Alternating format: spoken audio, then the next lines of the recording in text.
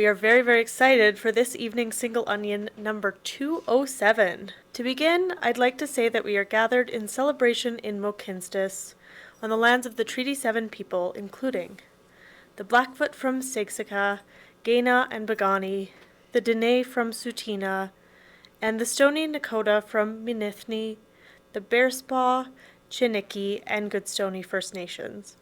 We also walk in the footsteps of the Métis people from Métis Nation of Alberta, Districts 5 and 6.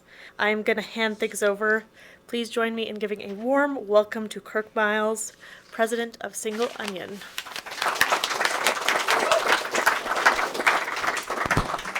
Wow. Hello, you beautiful freaks. So nice to come out tonight. First of all, we got to give some thank yous. We got to thank the Canada Council of the Arts, League of Canadian Poets, Writers Guild of Alberta, Calgary Arts Development, Shelf Life Books, and Inside Out Theatre. Give it up one more time, Bret Crowle. Yeah! God made the world in 7 days. Whose hand molded peaceful river valleys and land bristling with abundance? God, I ask in the name of those who say nothing. I tell from a sanctuary of wood and tired stained glass that none of them, the silent ones, seem evil when tucking themselves in at night. God, I have watched sinners consume themselves as soon as Sunday dusk bleeds to Monday dawn, watched the way they chase the sunsets and call themselves children before making love and falling to their knees. God, they dry their faces and organs with folded pages of hymn books, disposed alongside dreams of sunny winter days and rain on summer's hottest. God made the world in 7 days. God abandoned the world in less. Outside, smoke pulls from a cigarette hung from the snout of a sneer. It travels, warps through dusty vents, eventually pulled into the lonesome company of ghosts, locked in hotel cupboards, hotel closets, buried at the bottom of pots, moist where roots of plants refuse the things that make them grow. See these hotel closets, hotel walls where voyeuristic pastel ballerinas watch blowjobs on shitty patterned fabric. Mostly everyone is dressed, but the room chokes with nudity. Women don't dare undress. Orgasms render even virgins witches. Those ballerinas aren't witches at all. They've learned to spin to the seagull howl, a throaty syllabic metronome tuned for the numb frostbit moon. Moon spins too, but has begun to go black along the edges. A beam still shines through slatted blinds. She wants to see the show in the room that feeds on desire, starves for it, breeds it amongst the stale smell of cum and sweat tangled in shitty patterned fabric and faces screwed in Baroque pleasure. Ghost whispers and seagull songs expose desire, a common whore at work. They assure the ballerinas that they are still the prettiest in the room. Ooh. This apartment building, with broken windows and mirrors on the floor, sees a woman living above with the muzzle of a tabby cat, or maybe she's a tabby cat with human features. She appears after the crescent moon with torn-tipped ears, returns with a rat hanging out the side of her mouth. Sizzling fills her apartment, sautéed rodent heart flutters and flips through piss-stained hallways and lifts baseboards. Everyone is jealous.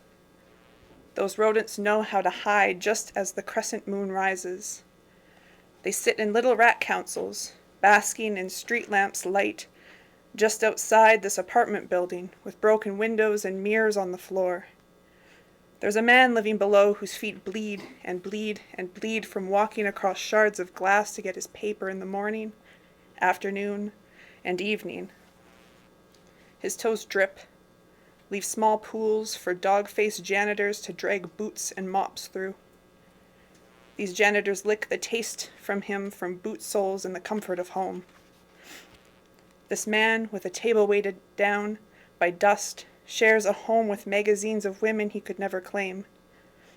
And now his knees are bleeding from crawling over shards, and sticky blood and remnants of the skin of his feet are left in the lobby, left waiting for the little rat council to track them elsewhere. No closer could I be to God than where time doesn't exist. Numbers flit around hands stained to the wall. I can only leave when blessed, cleansed by waters I don't understand. I don't understand how holy water is made. Halfway through Mass, Father bears a wicker basket, felt, red, cushions the offerings. He leads by example, pricks middle finger, bleeds a drop, as much as he thinks will revoke his sins.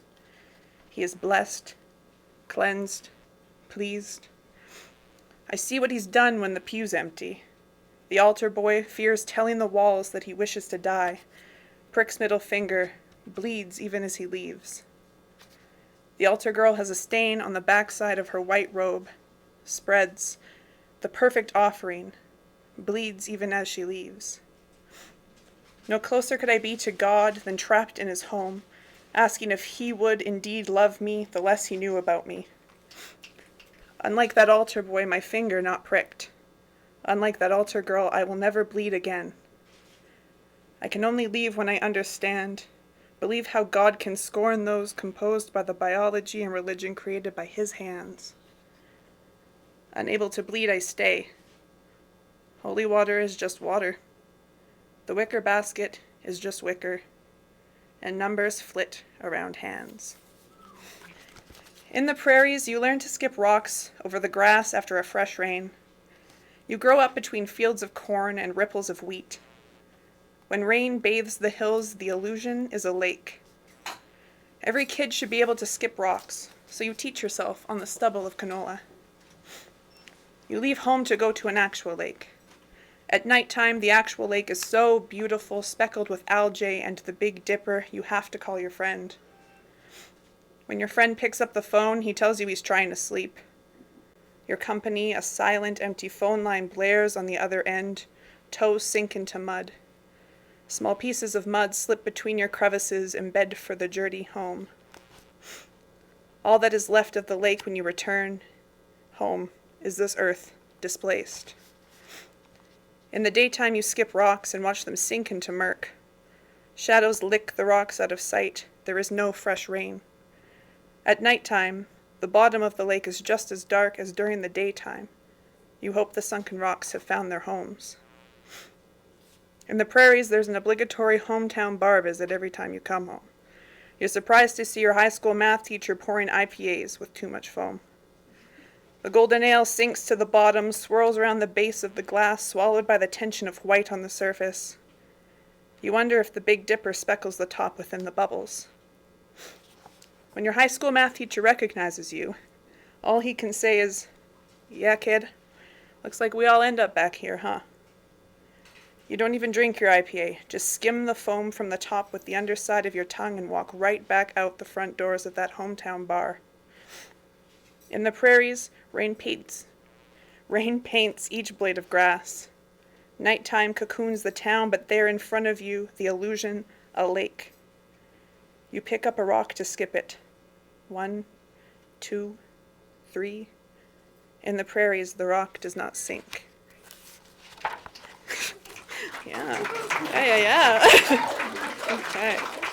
And I don't know how I'm doing for time. One more. One more. Okay. Okay.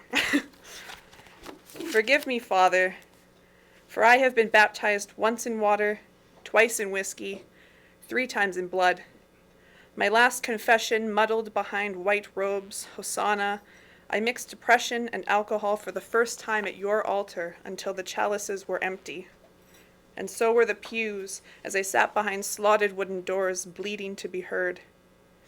Cheeks rosied with the shame of being another orphan of you, our Father. Please, take a seat behind the wooden plexiglass and tell the hounds who undress me with their eyes that I have nothing to hide. I was never looking for a heaven. I would have settled for a haven.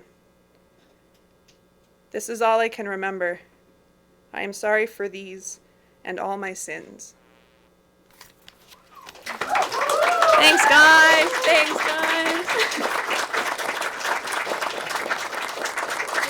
I am Skylar Kay. Woo! Yeah! Only a fool believes Calgary's first tease of spring. Snow melts beneath a Chinookless sky, and I walk on green grass, stunned at its fecundity, after many months beneath snow. I am not the only one embracing temporary warmth. Darker, after every puddle, a child's footprints. These steps soon fade into a patch of dry and barren sidewalk. What fun is there in being barren? Pisces night, Aphrodite and her son Eros morphed into starry fish once to escape Typhon in the Milky Way. Below, on sidewalks too small for any escape, I test my luck at transformation. Frozen waters. Maybe motherhood is a prerequisite for shape-shifting. Perhaps puddles will melt over dry sidewalks tomorrow, impregnate concrete with possibilities. Perhaps not. Cloudless night, with a new moon. So empty. Does the moon dread its changes? Crescent shapes which slice crust and mantle, carve out secrets from the dark side. At least the moon knows what comes next. I must embrace uncertainty, walk home from school in the new season's rain. Branches bud, puddles swell, and I walk past my house, oblivious of where I will end up. Smell of rain, even the moon grows more beautiful. The blood moon has waxed and waned and weaved itself into night. Country air cools, but the sky blazes with pinpricks of light, piercing darkness in a way I nearly forgot possible after years of urban life. Last time I saw their true brightness, I walked home from a bar, wished some guy had picked me. Another time I wished for his happiness. Naive of me, not for wishing, or even wishing for him, but that I thought it was love. In the country, even if I mess up one starry wish, I can always make another, slowly knit a blanket of starlight to keep me warm until I make the right one. Spending the wish on myself this year. Shooting star. I call my mom, but she does not pick up. Hi, we can't answer the phone right now. Leave your name and number and we'll get back to you as soon as we can. Thanks, bye. How long before I do not shiver at hearing my dad's voice on that recording? I don't leave a message, worried about what phonic apparition could call me back, summoned after 8 years of silence. Breaking the stillness over frosty field, distant woodpecker. Thank you. I leave a voicemail message for the clinic in Montreal, answered their final questions before surgeons approve my gender affirmation surgery, vaginoplasty, sex change, whatever. I don't care about the name anymore. What will the clinic think of my voice, though? Will they clock its low tones as a voicemail? Trans women can change their voices, teach vocal folds, acrobatics, a Cirque du Soleil of trachea tricks, swing pitch higher and higher, ditch so-called masculine words and phrases for softer sounds, a newspeak of gendered vocabulary and intonation. I should re-record my inbox message from years ago, erase that ghost of early transition so no one can bring her back. Moonless night. Frost gathers on telephone lines. Enough of that. The woman on the red line train stopped scrolling just long enough to bite a fig. Red flesh oozes from sticky core, reminds me that at the center of every fig was a wasp lured to sweet rebirth by lust for nectar. Pray for me as she bites the fleshy wound again. I pray in the color of yellow jackets, a buzzing yellow and black throb at the back of my throat, at the back of my neck, like when I was 8 and swatted what I thought was a fly, just to be stung for the second time in my life. I wonder now, looking at other passengers, about the half-life of wasp venom, how much still brews in my blood, if it could kill me if I tried hard enough. The man sitting next to me, head drooped between his knees like an upright child's pose, H-nods with every hump and bump of the 40-year-old train car the city vowed to replace years ago. Another city strums their banjo, croons to nobody in particular about how alcoholism is the best disease because getting wasted is a side effect.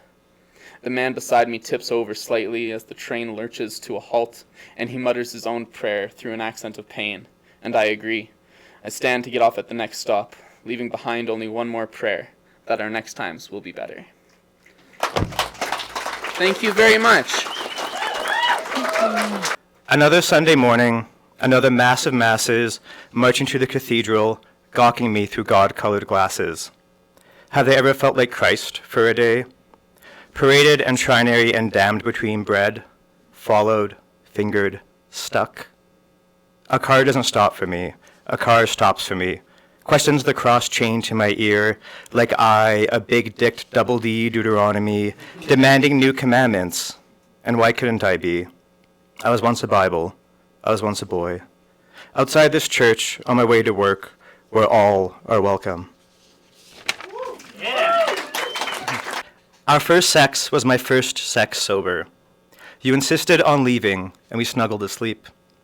That evening, I sniffed the scent of us.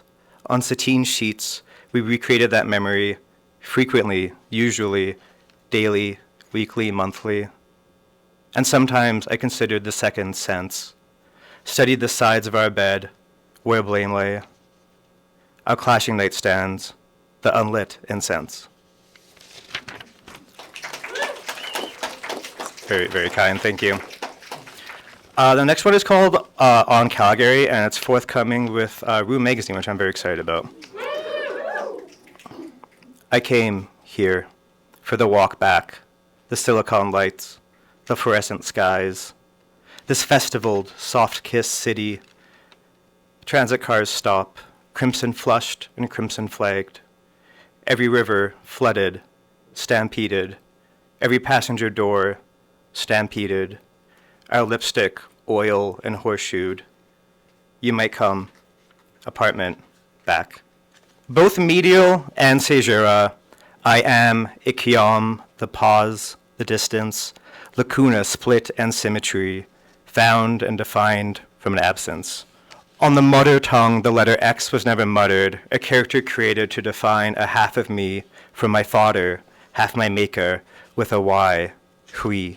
My language marks me neuter, not genealogical, but grammatical, that björn, latent in history, but born, not to descend, like man, say wept not man, they say and said, I am, ac igniom. Can I exist without prefix, between weapon and weef?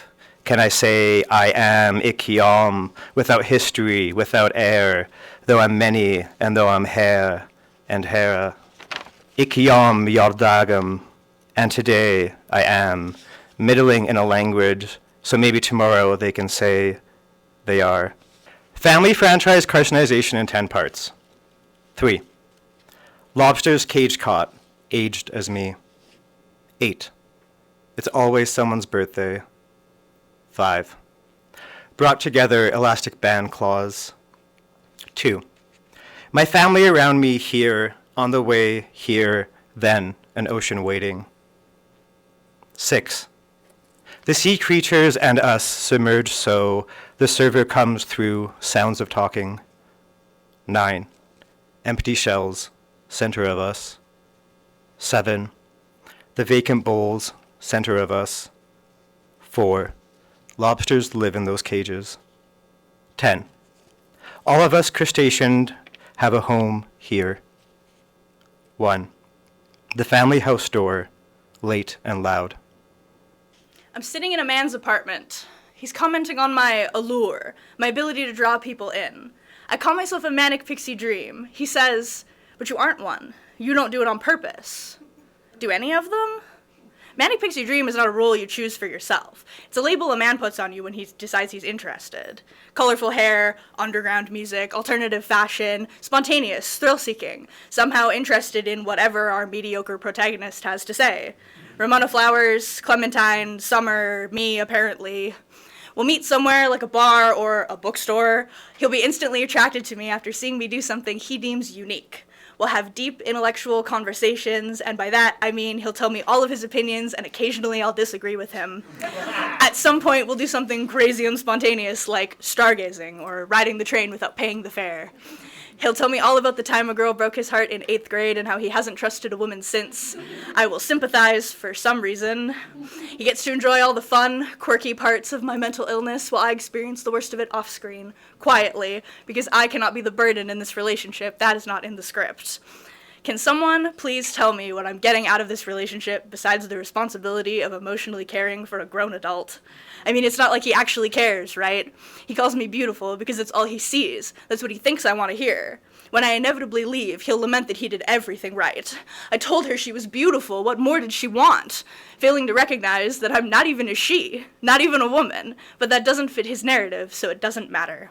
He calls me beautiful without ever even seeing me. I'm surprised he even noticed that I left.